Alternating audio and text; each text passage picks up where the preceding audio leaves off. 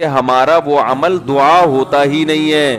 جب دعا ہی نہیں ہوتا تو پھر اس میں قبولیت کہاں سے آ گئی؟ وہ تو ہم پڑھ رہے ہوتے ہیں الفاظ رٹا لگا کے ایک چیز کو، یعنی ایک پڑھنے کے انداز میں ہوتی ہے وہ اس میں جذبات ہی نہیں ہوتے.